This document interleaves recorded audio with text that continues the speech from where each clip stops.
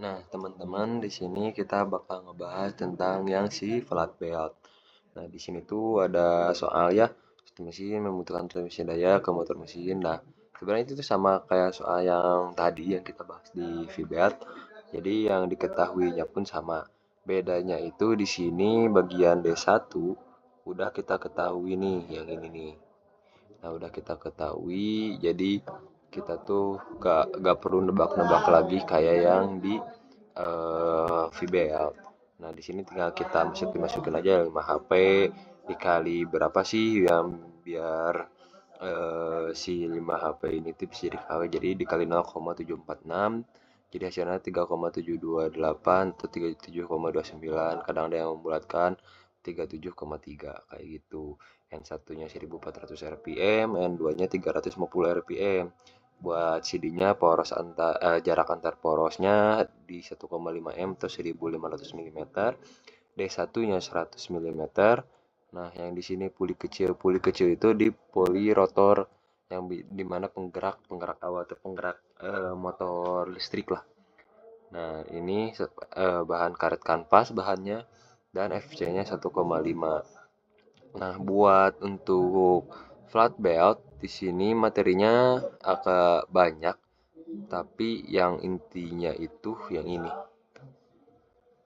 Nah, sebelum kita dapat desain power, belt length, belt speed, belt force, kita bakal masuk dulu. Sebelum kita masuk ke dua ini nih, materialnya dimension specification, kita bakal masuk ke sini. Nah, ini yang pertama, ini yang kedua. Karena kan kalau yang di VBET tuh yang di bawah kedua, yang di atas yang jadi pertama gitu perbedaan warnanya. Nah, ini dibalik. Jadi yang kita cari pertama tuh desain power, bed length dan lain-lain. Masuk ke bed material dan bed dimension. Nah, kita mulai aja di sini. Di sini untuk daya terencana masih seperti biasa PT kali FC, di mana FC-nya udah diketahui 1,5 dan PT-nya yang pakai yang KW, ingat, karena satuannya harus kilowatt.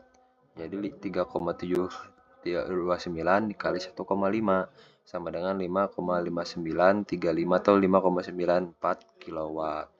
Nah, udah ketemu nih berapa sih eh, daya terencananya. Nah, sekarang kita cari yang pertama, apa sih yang harus dicari?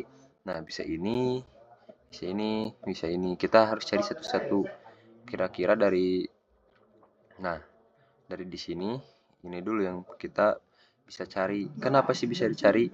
Pi konstanta, D-nya udah ada, N-nya pun udah ada. Nah, kita masukin aja di sini. Nah, kita harus sesuaiin ya untuk kecepatan si P-bat itu pi dikali D1 kali N1, jangan pi kali D1 kalinya N2. Nah, jadi di sini tuh pi kali D1 kali N1. Di sini tuh N1 RPM di rotor mesin, di motor listrik, dan di D1 tuh puli di motor listrik. Jadi V-belt sama dengan pi kali 100 kali 1400 per 60. Nah, kita coret-coret aja dikali seperti biasa, hasilnya itu 7330,333 mm per second. Nah, kita itu harus buat si V-belt ini menjadi meter per second. Kenapa? Nantinya itu buat mencari si beban gaya. Beban gaya itu nanti tuh si satuannya itu kilogram force, dan kilogram force itu dimulai dari kilogram newton yang dimana satuannya itu meter kayak gitu. Nah, udah ketemu V-beltnya berapa, untuk kecepatan V-beltnya berapa, masuk ke di bagian belt force-nya. Ini speed udah, belt force sekarang yang harus dicari rumusnya dari ini. Nah, di sini rumus itu F sama dengan P daya terencana dikali V-beltnya, V-beltnya.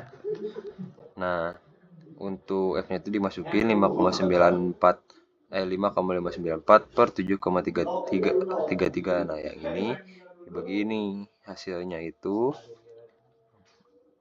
0,763 kilonewton.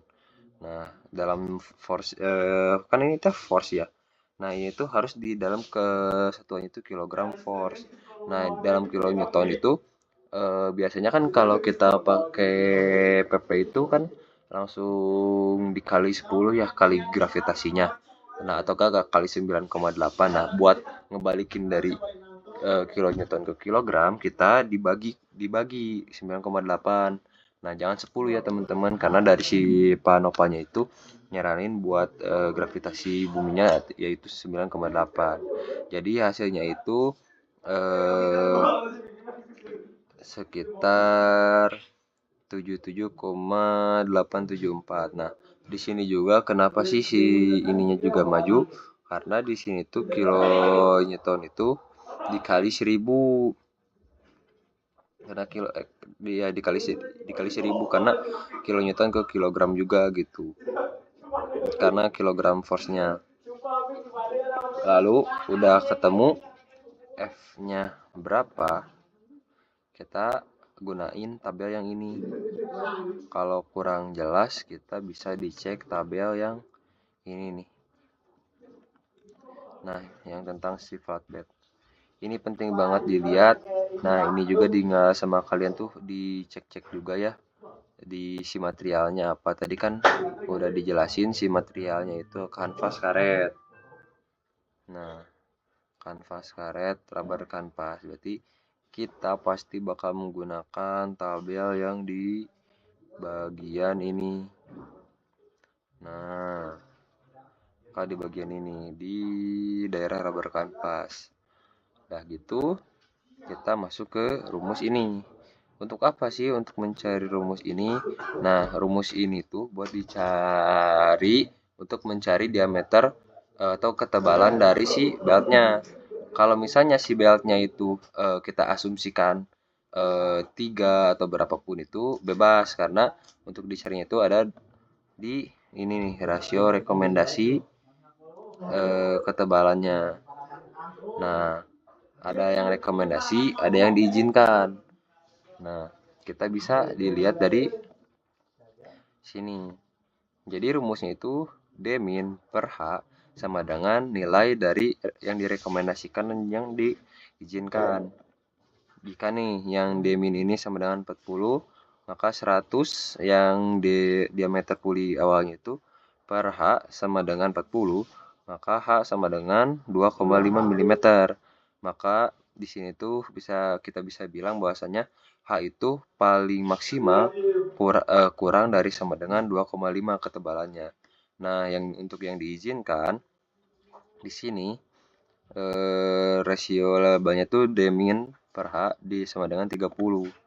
Nah, yang ininya yang satu lagi yang diizinkan. Lalu 100 per H sama dengan 30, H sama dengan 3,33. Nah, maka nilai H itu kurang dari sama dengan 33 mm. Nah, di sini sama kalian harus bisa menganalisis. Nah, perbedaannya kan yang direkomendasikan, yang diizinkan. Otomatis kan kita harus mencari yang dimana yang diizinkan, yang direkomendasikan. Kenapa? Karena lebih aman buat dari rawannya terjadinya kegagalan.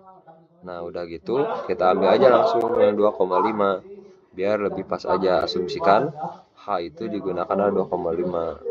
Nah, udah gitu masukin ke udah diketahui lah